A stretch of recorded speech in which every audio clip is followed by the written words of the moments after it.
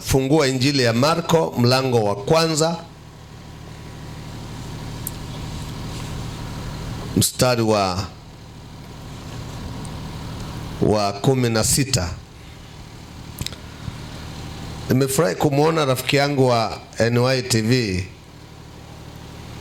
Ameenda wapi tena? Kamanda, Mungu akubariki sana. Tulikuwa na wewe Simiyu, Geita ukanifuata tena, na huku tena umenifuata. Unafuatafuata sana anga zangu bwana. Mungu akubariki sana. Amen. Jamani, amina. Mstari wa 16, Marko mlango wa kwanza. Anasema, naye alipokuwa akipita kando ya bahari ya Galilaya, akamwona Simoni na Andrea nduguye wakitupa jarife baharini, kwa maana walikuwa wavuvi. Yesu akawaambia, njoni munifuate, nami nitawafanya kuwa wavuvi wa watu. Mara wakaziacha nyavu zao wakamfuata. Akaendelea mbele kidogo, akamwona Yakobo wa Zebedayo na Yohana nduguye, nao pia walikuwa wavuvi walikuwa chomboni wakizitengeneza nyavu zao. Mara akawaita, wakamwacha baba yao Zebedayo ndani ya chombo pamoja na watu wa mshahara, wakaenda wakamfuata. Bwana Yesu, bariki maneno haya ya uzima ninapoenda kuyasema mbele ya mkutano huu. Naomba ukayavuvie Roho Mtakatifu ili ukaseme na mkutano huu Bwana. Naomba kanisaidia kuyanena maneno yako ya uzima, ili Mungu kwa haya tuweze kupata matunda. Asante kwa kuwa utaenda kufanya hivyo, kwa kuwa ni mwaminifu. Kwa jina la Yesu Kristo nimeomba na kushukuru. Amen. Kazi za Yesu zinaendelea. Wangapi wamezishuhudia kazi za Yesu anazozifanya? Hebu mpigieni makofi basi. Leo naendelea na kazi nyingine tena ya Yesu. Hatutazimaliza hata kama ingekuwa ni Biblia nzima imejaa kazi zake. Lakini leo tuone kazi nyingine tena. Yesu anafanya kazi ya kuita watu. Kazi gani nimesema? Ya kuita watu. Kwa hiyo leo naenda kuongelea juu ya wito au kuitwa. Na mpendwa, nitangulia kuambia mimi kwa asili sijawahi kuwa Mkristo wala kwetu wala nani kwetu. Hiyo kitu ilikuwa haipo kabisa. Na hapa ndipo nataka niweze kutofautisha kitu kinachoitwa kuokoka na kitu kinachoitwa dini. Kuokoka ni tofauti sana na kitu kinachoitwa dini. Sababu kuokoka nitaeleza ni nini. Lakini kwa mfano, mtu akitaka kuwa na dini sasa hivi, ni rahisi mno. Ukitaka kuwa mwanadini, ni rahisi sana. Ni rahisi. Unaweza ukaenda kanisani ukamwona mchungaji wako akakuwekea maji kichwani, akasema kwa jina la Baba na Mwana na Roho Mtakatifu, ngome imetoka, umeitwa John. Si ni kweli? Kwani unabatizwaje? Si unawekewa maji kichwani kwa jina la Baba na la Mwana? Sijui unaanzia huko au unaanzia huko. Unakuwa mwanadini, unaitwa John, unaendelea na maisha. It is very simple, rahisi sana. Au kama wale wengine wa kule nilikokuwa kule kwa ndugu zangu, ukitaka kwenda kukiri sasa, ukiri wa imani, rahisi. Kuna kidole fulani, sitaki ni kidole gani, unakinyosha upande fulani, unakiri ukiri wa imani. Unawekewa maji pia kichwani, unaambiwa sema maneno haya: ashhadu an la ilaha illa Allah, mtume rasulullah. Umeitwa Juma rais. Unanielewa? Umeitwa nani? Umekuwa mwanadini. Lakini mwanangu, kuokoka, kuokoka sio rahisi kivile. Kuokoka ni tofauti na kujiunga na dini kabisa. Kuokoka ni mpaka uitwe. Yesu anasema kuna mtu ajaye kwangu asipojaliwa na Baba yangu. Kwa ukiona mtu anaokoka, ni majaliwa ya Mwenyezi Mungu, sio amejiunga na dini. Wangapi wananielewa kitu nasema? Wewe uliza wote waliokoka, hakuna mtu alikuwa anataka kuokoka, amelazimishwa. Labda siku hizi kidogo watu wanajiungaunga, lakini zamani mpaka uokoke ni Yesu amekutokea, kama alivyonitokea mimi. Kwa kazi ya Yesu anapotembea katika miji na vijiji, kazi yake anafanya watu, anawaita. Kwa hiyo kuokoka ni kuitwa, sio kujiunga na dini. Na Yesu anasema mtu akitaka kuja kwangu lazima ajikane mwenyewe, apige mahesabu. Ndio maana watu wanaona kuokoka ni ngumu. Unaachaje hiki na hiki na hiki? Ni kwa sababu gani? Kwa sababu sio kitu cha kujiunga kirahisi, ni mpaka uitwe na Mungu. Na makanisa yote waliokoka yanaogopwa kweli kweli, lakini kanisa lote unaweza ukaingia tu kasali, kwa sababu hata sala kule ni rahisi. Ukienda ukiambia tusali, unainama, unainuka. Ukiambia fanya hivi unafanya, ukiambia fanya hivi unafanya. Rahisi. Ukiambia tusali, haya unaanza. Yesu alikuaga huku kashuka, sijui ulikopotelea mimi sijui. Rahisi tu. Maombi rahisi. Lakini ukiingia kwa walokole, kwa mara ya kwanza ombe, haya funga ibada, omba mwenyewe. Utaanza Baba yetu uliye mbinguni. Haya maombi uyakuti huko. Kwa hiyo walokole ni kitu kingine kabisa.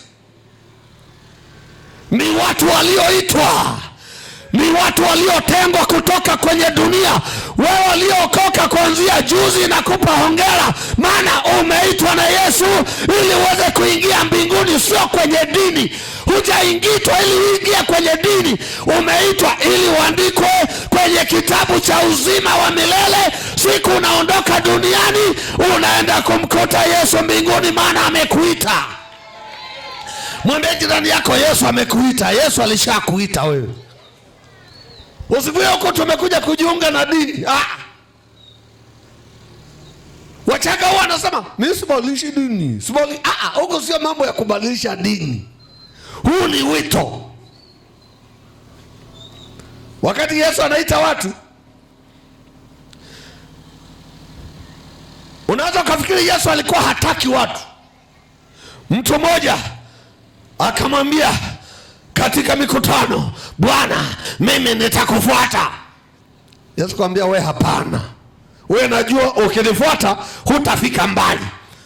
Mbweha wana pango na ndege wana vioto, lakini mimi sina hata mahali pa kuweka kichwa. Kwa hiyo wewe hutoboi.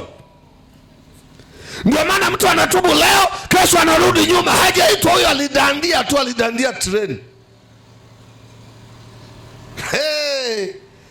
Muulize jirani yako, uliitwaga au umedandia treni? Na kama unadandia treni hufiki mbali. Wangapi wananielewa kitu nasema? Haya, wengine Yesu anawaita, ambia nifuate. Wakaanza kutoa sababu. Mmoja akasema, unajua baba wangu nimevua na baba wangu, nataka nikamzikia baba wangu. Yesu akamwambia, waache watu wacha wafu wazike wafu wao. Mimi nikisha kuita ni moja kwa moja, umefiwa na baba na shangazi, nifuate mimi kwanza, maana mimi ndio ufufuo, naweza nikamfufua hata na baba yako.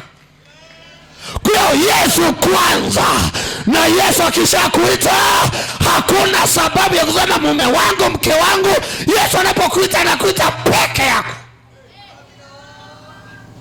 Na hapo ndipo napomwambia Yesu shikamoo.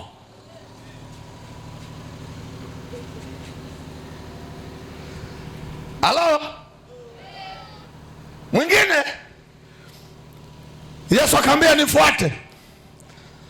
Akasema baba wangu, unajua nimeoa juzi. Mimi bado ni bwana harusi. Nimeoa mke. Sababu. Mwingine akaambia nifuate. Akasema nina jonzi za ng'ombe naenda kuzijaribu. Kwanza, Yesu akikuita hakuna sababu. Alafu Yesu anakuita kwenda mbinguni, kuingia mbinguni, alafu nakataa. Asa Yesu ni mzuri anayetuita. Wangapi wameitwa na Yesu nao wakaitika? Hebu nipungie mikono. Unajua kila mtu hapa akianza kutoa shuhuda, hatukuokoka siku moja, lakini kila mtu ana historia yake hapa. Mwingine alikutwa baa, mwingine alikutwa barabarani, mwingine asikiliza redio, mwingine alishuhudiwa, mwingine akatokewa na Yesu live kama mimi. Muradi tu Yesu amekuita, maana anazo njia nyingi za kuita watu. Na jioni ya leo kila mtu anayenisikiliza, hata kama uko nyumbani, Yesu akikutaka atakuita. Ukikataa mchana, utatutafuta usiku. Unacheza na kuitwa ni? Na katika kuitwa kuna aina za wito. Wito wa aina ya kwanza ni huu ambao nausema, wito wa kuokoka. Huu ni wito. Alafu wito wa pili ni wito wa kufa. Wangapi wanajua siku moja watakufa? Yaani hata kama wewe ni mchawi, nakwambia siku moja utakufa tu. Sasa huu wito, huu mtu anaitwa. Siku moja Yesu akaambia kina Petro, mimi naenda kwa Baba kuandalia makao. Wakahuzunika sana. Filipo asema, wewe unaenda wapi Bwana? Petro akamwambia, Bwana, mimi huko endako nitakufuata, niko tayari kufa kwa ajili yako. Yesu akamwambia Petro, uweze kunifuata sasa hivi, ila utanifuata baadaye. Na kweli baada ya muda, miaka ile ya 60 na mateso ya kina Nero na Domitiani, Petro akasulubiwa, kichwa chini miguu juu, akamfuata Yesu. Uni kumfuata Yesu binafsi. Yesu anaweza akakuita sasa hivi hapa, na tujui baada ya hapa nani atafuata. Ni kweli au sio kweli? Si tunazika kila leo? Yesu anaweza akakufuata. Watu wengine wasemaga, Yesu mbona tangu aseme anarudi, mbona hajarudi? Miaka yote hiyo tangu nikiwa mdogo, mbona hajarudi? Yesu ni mwongo. Yesu anaweza akakuita peke yako. Nifuate. Hata kama una mume, una mke, unalala kitani kimoja.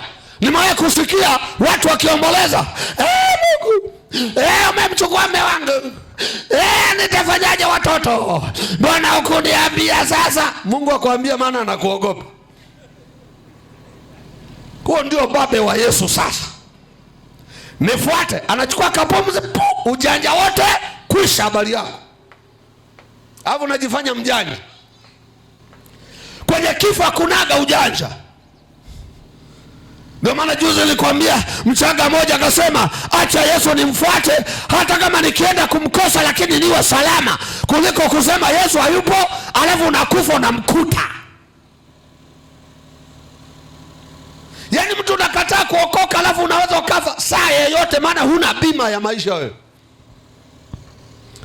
Ila ukimfuata Yesu, anasema mimi ninazo funguo za uzima na za mauti. Hatuwezi kufa hivi hivi, tunakufa kwa kuitwa kwa mpango maalum.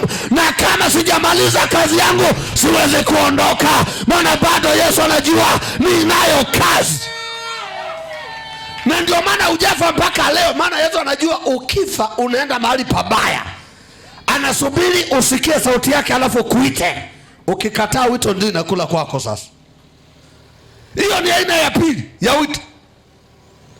Aina ya tatu ni ya utumishi kama sisi tuliitwa tukaacha vyote. Mimi niliitwa, nilikuwa nakataa, nilipigwa na radi. Mungu akaja na radi usiku kwenye wito wangu, radi kapapa. Mungu ambia nakuua. Wakati huo ndo nimejifunza gari yale maviati zamani.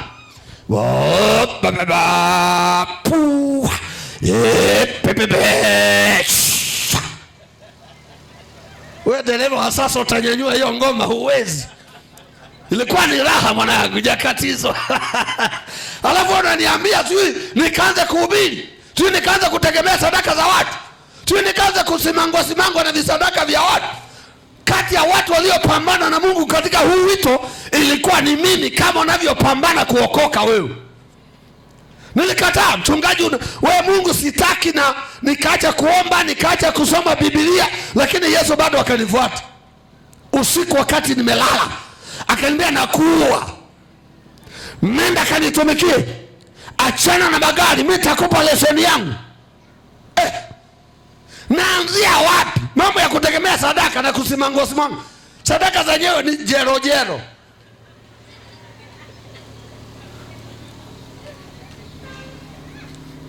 Alafu akaniambia hiyo gari wewe unayoing'ang'ania, kesho asubuhi naenda kuiangusha pale Same ili ujue mimi ni Bwana.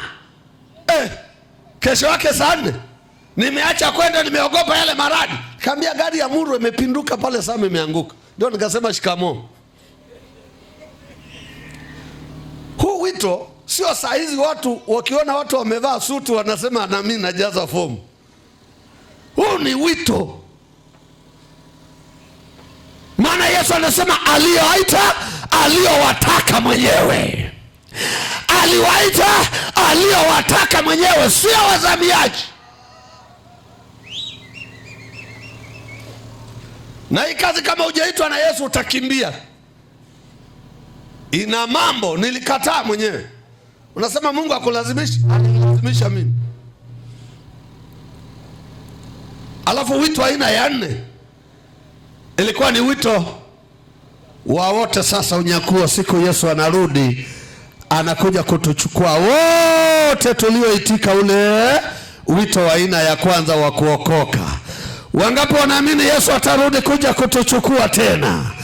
Wangapi wanamsubiri Yesu jamani? Akikuita peke yako, alhamdulillah.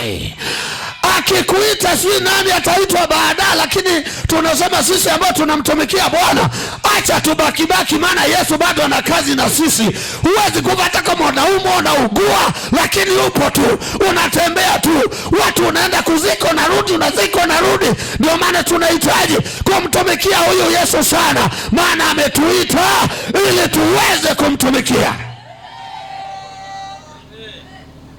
Wito. Yesu anafanya kazi ya kuita watu.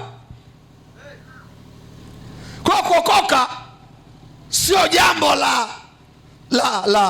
la hivi. Alafu akasema mkisha kuokoka sasa, njia yenyewe ni nyembamba. Njia ni nini? Ni nyembamba. Hii ulioitwa nayo ni nyembamba. Jitahidini kuingia, na ufalme wa Mungu unatekwa na wenye nguvu, na wenye nguvu ndio wanaoteka. Maana yake wale wanaoitwa wanakubali kwenda mbinguni. Hatuitwi ili kuingia kwenye kanisa, tunaitwa ili tuende mbinguni. Kanisa ni mahali pa kutuandaa sisi kwenda. Halo. Namshukuru sana Yesu, aliniokoa akaniita kwenye wito wa kuokoka, nikaitika. Tena aliniita kwa sauti yake mwenyewe, alafu akaniita pia kumtumikia. Kwa hiyo wito ninaohubiri huu sina mashaka sana. Niligombana na Mungu alafu akanichapa. Unajua nilichapwa, niliumwa, nikazimia, nikafa kwanza. Kiongo akanipeleka hospitalini, Hapo nilikuwa na akiba miaka 50,000 ikaishia hospitalini, nikabakiwa na shilingi 100. Mke wangu mjamzito amejifungua, alafu sina hata 100. Naanzia wapi? Huko unagombana na Mungu. Mke wangu naye alikuwa naomba, Mungu, nilishakuomba mimi niolewe na mtumishi wako ili tukutumikie. Sasa nikimshirikisha mke wangu, anasema ndio, majibu yangu yanajibiwa. Nikamwambia wewe na Mungu hamfai. Yaani mke wangu alishirikiana na Mungu. Niliitwa kwa matata, nilitandikwa ugonjwa. Ele kaisha, alafu nikapona. Nikasema shikamoo Yesu, sasa nianzie wapi? Ase, hii kazi hii. Jamani, Bwana asifiwe. Sasa naendelea na kuhubiri kwamba Yesu anaita watu. Na kwenye huo mkutano Yesu ataita watu, hata kama ni mmoja, wawili, lakini wanaitwa. Yesu yuko tayari kutoka mbinguni kwa ajili ya kondoo moja aliyepotea. Na ndivyo anavyosema. Sasa sikiliza hadithi moja, sio hadithi, yalikuwa ni maongezi ya mimi na rafiki yangu. Kuna rafiki yangu moja aliniuliza hivi. Kwanza kaniambia, hivi unajua mchungaji? Akasema sisi, yani wao, wanamwamini Yesu kuliko, au wanamfuata Yesu kuliko sisi. Nikamuuliza kwa nini?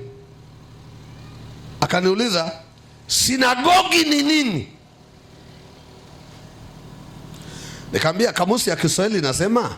Kwanza aliniuliza, hivi umekula kitabu, maana yake umesoma? Nikamwambia ndio. Kamtajia na miaka niliyosoma. Akaniambia sawa, kama umesoma, sinagogi ni nini? Nikamwambia ni nyumba ya Wayahudi ya kuabudia. Ndivyo kamusi ya Kiswahili inasema. Hapo swali la pili, Yesu alipokuwa duniani alisali kwenye sinagogi au hakuabudu kwenye sinagogi? Kaambia alisali. Akaenda kwenye sinagogi wanasaliki kina nani? Kaambia ni nyie. Anasema kwa hiyo Yesu ni wa kwetu, kwa sababu alisali kwetu, aliabudu kwetu, kwa hiyo ni wa kwetu. Ninyi hamumfuati Yesu nyie. Sisi ndio tunamfuata kwa sababu alikuwa wa kwetu. Na leo tutajua Yesu ni wa nani, maana kila mtu anamtaka awe wa kwako. Na wewe unaweza ukaamua leo Yesu akawa wa kwako, ukaenda naye nyumbani kwako, maana kila mtu anamtaka Yesu. Jamani, Yesu anapendwa. Mpigieni makofi, kila mtu anataka wake. Yaani jamaa amekaza, anataka kuninyang'anya Yesu kwamba ni wa kwake. Aliniuliza maswali mengi. Alafu akaniuliza, wakati Yesu anaingia kwenye sinagogi, alivua viatu au hakuvua? Kaambia alivua. Desturi ya kuabudu ya Wayahudi. Nani wanavuaga viatu? Kaambia wewe na nyie. Kwa nini nyie mnaingia huko na viatu? Sasa hii sio sinagogi. Hii ni kanisa.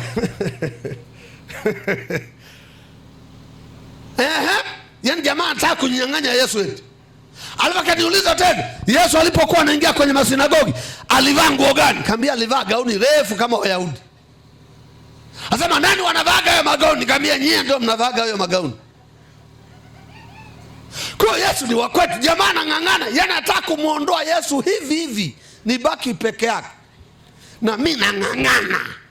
Mwambie mwenzako usikubali kunyang'anywa Yesu, maana ukikaa vibaya wanaondoka naye. Yaani watu wanamtaka Yesu kwa nguvu. Yaani aliuliza maswali mengi na nikamjibu yote. Nikamwambia mimi nitakuuliza swali moja. Leo tutajua Yesu ni wa nani. Ni wa kwenu au sio wa kwenu? Nikamsomea mahali pameandikwa. Ukiendelea kusoma hii Marko utakutana hiyo. Akasema naye Yesu akaingia kwenye sinagogi lao siku ya Sabato. Kaambiwa naicheki hiyo. Naye Yesu akaingia kwenye sinagogi lao, sio lake, lao, akaingia kwao.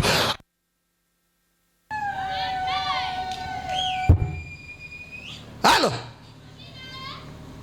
Hey. Nikaambiwa nasikia hiyo Kiswahili. Kwa mfano, mimi hapa ni mgeni.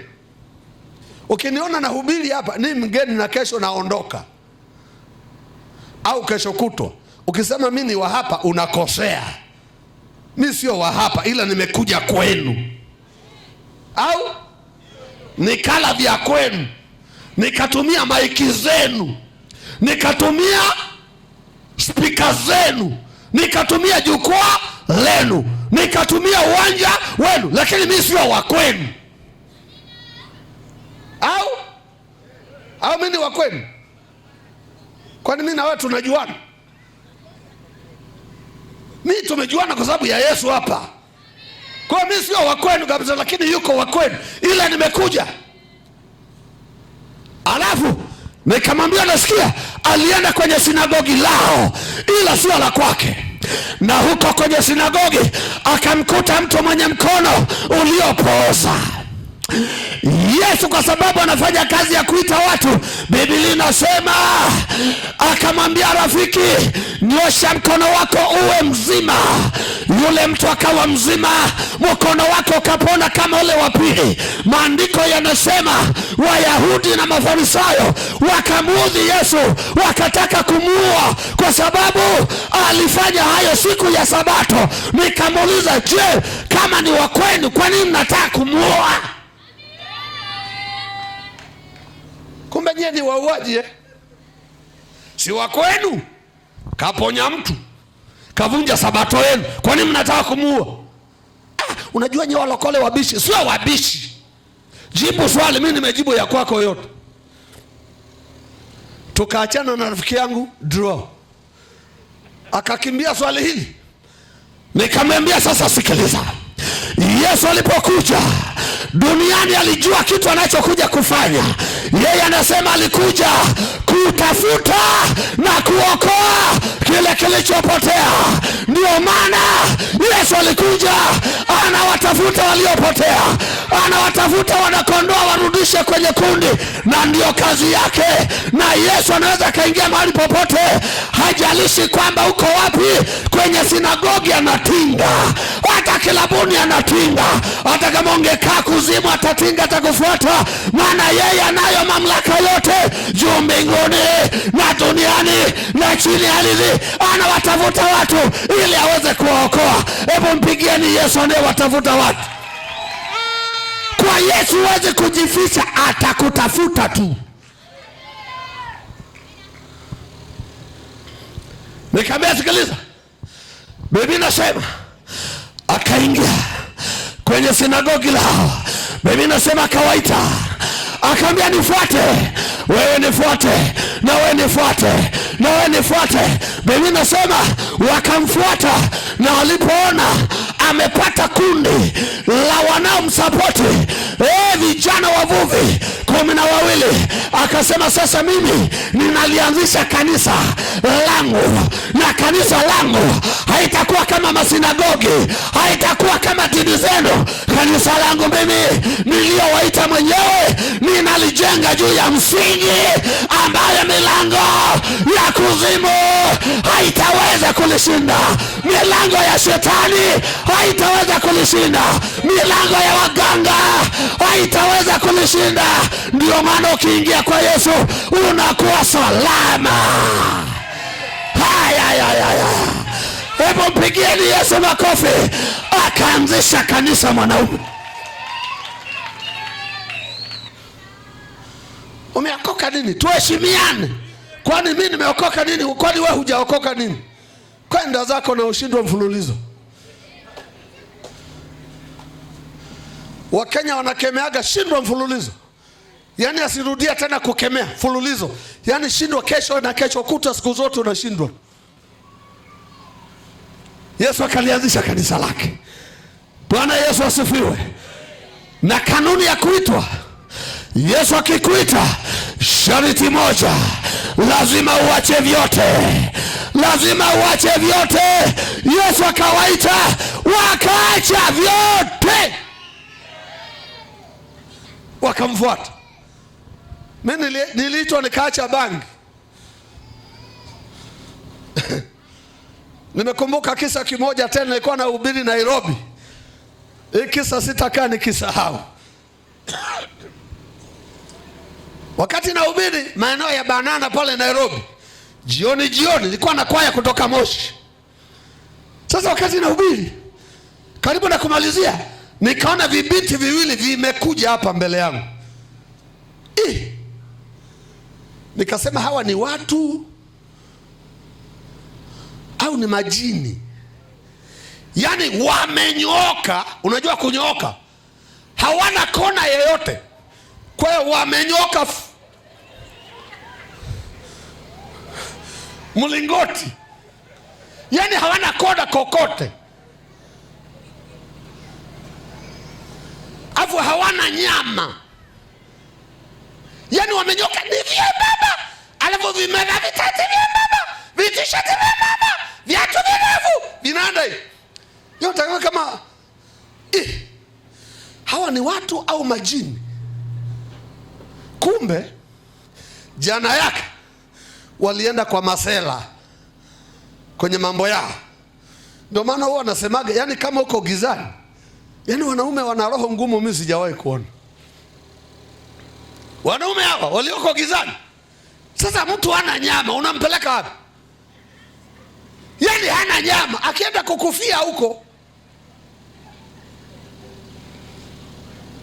Kumbe walienda kwa masela bwana. Sasa masela wakamwambia, oya, mje kesho. Sasa hivi hatuna jero wala bu, muje kesho. Kwa kesho yake sasa wanaenda kudai deni la jana. Kumbe Yesu anawavizia. Jamani, haleluya! Kumbe Yesu anawatafuta waliopotea. Wewe jifanye tu mjanja, unatafuta ujue, unatafuta kwa gharama yoyote, lazima upatikane.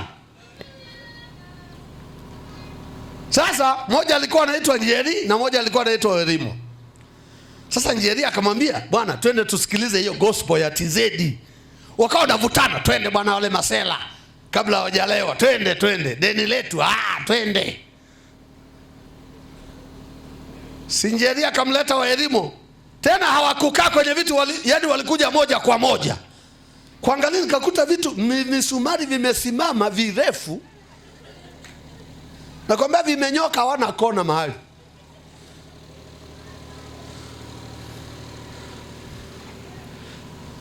Vijana wangu walikuwa na kanga wakawafunga. Walikuwa wamevaa vibaya. Nimemaliza kuwaombea, tunaenda ofisini, wakanifuata. Sema, mchungaji, sisi tuna tabia mbaya. Wazazi wetu wametuchoka, wametushindwa. Walimu shuleni, sisi tunavuta bangi, tuko na nini, yani wanafanya chang'aa, wanakula kila kitu. Sisi tumeshindikana shuleni, tumeamua kuwa wahuni. Ni hapa mnajifanya eti mna wahuni hapa Dar es Salaam.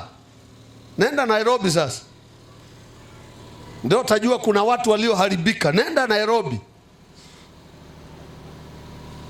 Wale dada wakasema, tunahisi Yesu anatuita kama ulivyohubiri, ni kama wewe ulitujia sisi kabisa. Nikawaombea, wakaanza kulia. Moja akaniambia, Njeri akasema, hata kule tuliko kuwa tunaenda kudai, tumesamehe hilo deni, wala tuchukui tena hela ya haramu. Sisi tumeokoka, Yesu ametubadilisha.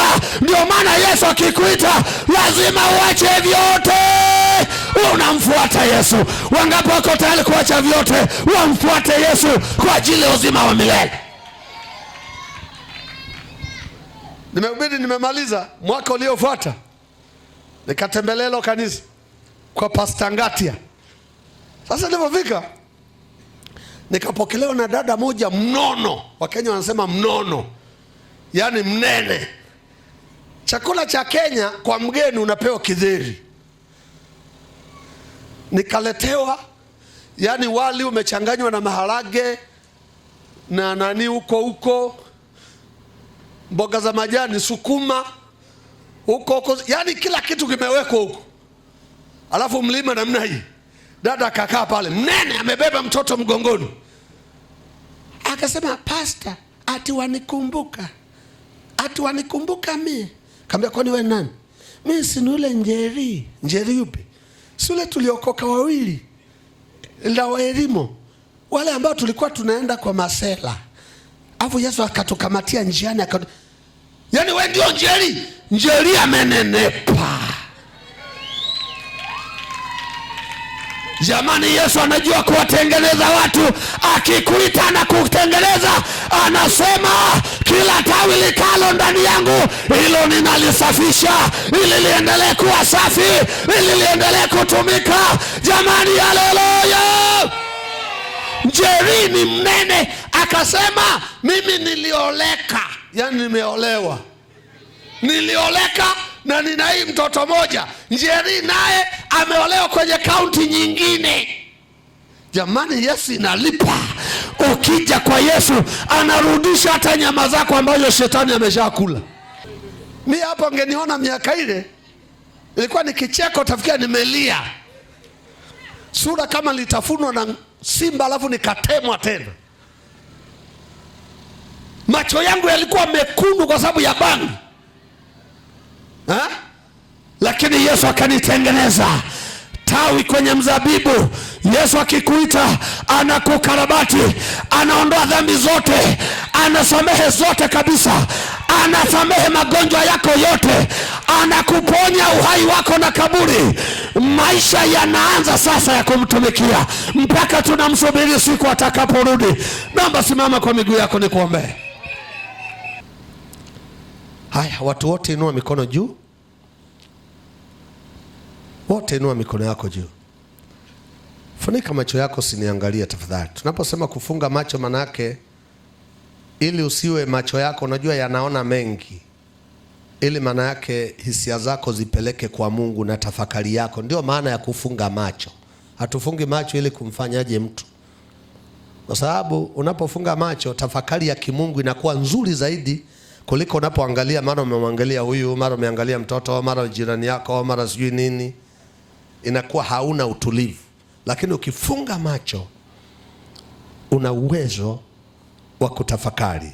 Hebu tuseme wote, Bwana Yesu, jioni ya leo, asante kwa wito wako ambao umeniita, na kuanzia leo mimi nimeitika, na kuanzia leo mimi nitakufuata wewe. Uniandike jina langu kwenye kitabu cha mbinguni, na uniondoe jina langu kwenye kitabu cha kuzimu.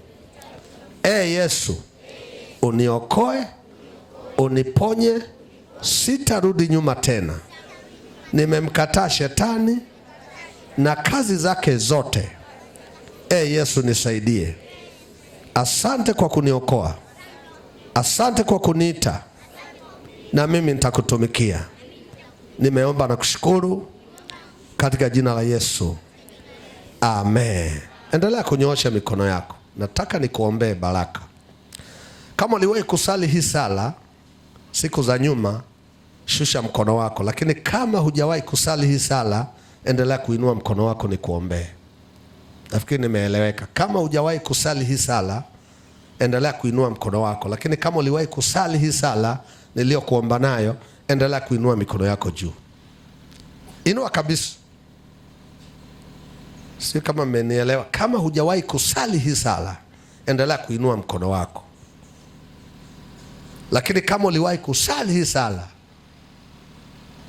naomba endelea kuinua mkono wako.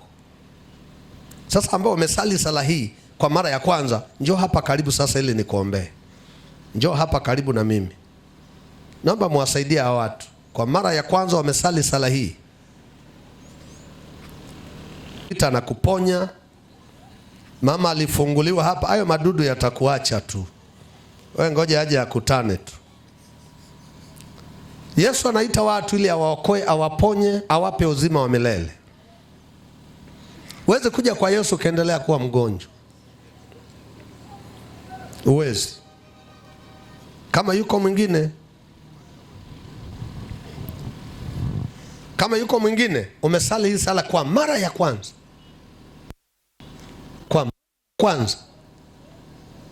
Inawezekana ulikuwa unazali tu hata hujaokoka. Ndio maana nasema kuna wazamiaji, unaweza kazamia ukadandia treni. Ukashangaa huko Msumbiji. Unakuja kushtukiwa unaenda wapi? Hujui unaenda wapi. Lakini ingia kabisa. Dada, kaa na huyu mama vizuri huyo. Leo kesho tutamaliza hiyo kesi yake.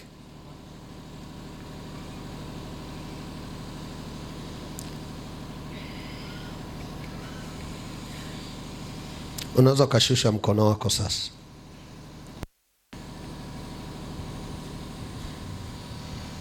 Asante binti zangu. Inawezekana mnasali, labda wazazi wenu wanasali, lakini leo mseme kabisa Yesu ametuita. Mtu akikwambia sema nimeokoka, nimeombewa na mhubiri kabisa, Yesu ameniita. Sijajiunga na dini ya baba na mama. Akikuita unaacha vyote. Hata mimi nilikuwa na dini ya baba na mama, lakini niliacha. Yesu akikuita, aliwaita wana wa Zebedayo wakaacha vyote, paka Zebedayo ndani ya chombo, wakamwacha, wakaenda wakamfuata. Zebedayo anashangaa, mbona mnaniacha? Tumemfuata Yesu, tumeitwa na Yesu. Na Yesu akikuita hakuna wa kukupinga. Kuokoka ni wito, sio kurithi dini ya baba na mama. Wengine wamekulia kwenye dini za wazazi, wamerithi, wala dini haijawasaidia. Asante kwa kuja. Tunataka tuwaombee sasa, kwa kuwa mmeshasali hiyo sala. Ebu wahudumu, weka mikono juu ya kichwa hicho. Weka mikono, tunaenda kuwaombea. Weka mikono. Huyu mama hana mtu hapa, hana mtu. Wamama mko hapa? Weka. Tunaenda kuwaombea. Tunaombea neema ya Mungu. Na wahudumu muwajue kama ni wa hapa au wengine wapi. Baada ya maombi haya waingie kanisani waweze kusaidiwa. Kama kuna maroho ambayo yanawasumbua, kuokoka ni tofauti na kusema na kusali. Kuokoka ni wito kabisa. Yesu anakuita. Weka mkono, anza kuomba sasa. Baba, katika jina la Yesu, katika jina la Yesu, watu hawa waliokukimbilia, Bwana uwabariki, Bwana uwaponye. Katika jina la Yesu tunakemea kila nguvu za giza, tunakemea kila mipango ya adui. Achia watu hawa, haya achia adui, haya achia. Shetani, piga kelele, piga kelele kibia, piga kelele kibia, piga kelele kibia, piga kelele kibia, piga makelele. Achia hawa, achia hawa kwa jina la Yesu Kristo. Haya achilia, haya achilia. Omba, kemea katika jina la Yesu kila nguvu ya giza. Haba achia mama, haya achilia, achilia mizimu yote, kila nguvu za giza toka, achia watoto hawa. Roho ya dhambi tunaling'oa, kila kando asilolipanda Baba tunaling'oa. Loka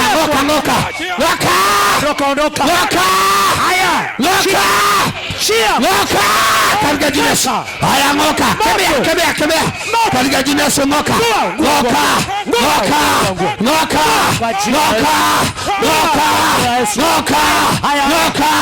Haya achia kwa jina la Yesu Kristo.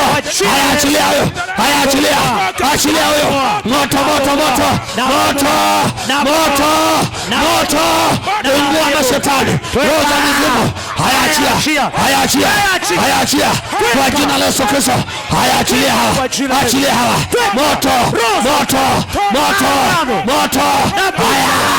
Haya magano yote achia katika jina la Yesu. Shetani unaungua moto,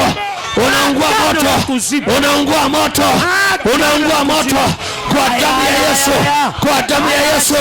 Unaungua moto, achia, achia hawa, achia hawa. Sio mali yako, sio mali yako tena. Haya, achilia kwa damu ya Yesu. Haya, achilia, haya, achilia. Haya, mbebeni huyo, pelekeni kanisani. Mbebe huyo, mbebe, beba, kamata miguu, usimtembeze, mbebeni. Beba miguu, peleka kule kwa jina la Yesu. Haya, kamata ndio nyingine, kamata, kamata. Kemea kila nguvu ya giza, achia kila nguvu ya giza, mizimu yote, mapepo yote, achia katika jina la Yesu. Achia watoto hawa, achia watoto hawa, achia watoto hawa kwa jina la Yesu. Kila nguvu ya giza, magonjwa ya kila aina, achia maisha yake. Haya, achilia, haya, achilia, haya, achilia, haya, achilia kwa damu ya Yesu aliye hai, kwa damu aliye hai. Haya, beba huyo mtoto, mbebeni, mpelekeni huko. Beba miguu kabisa, beba miguu, simtembeze. Beba, beba, beba kama hao wengine. Beba, peleka katika jina la Yesu. Kemeeni kila nguvu za giza, kemeeni kila magonjwa, toka, achia magonjwa ya kila aina. Mafi na vigelegele kwa Yesu. Wachukue hao uliokuwa unawaombea, waingie kanisani wote. Ingia nao kanisani, wakaribishe ibada.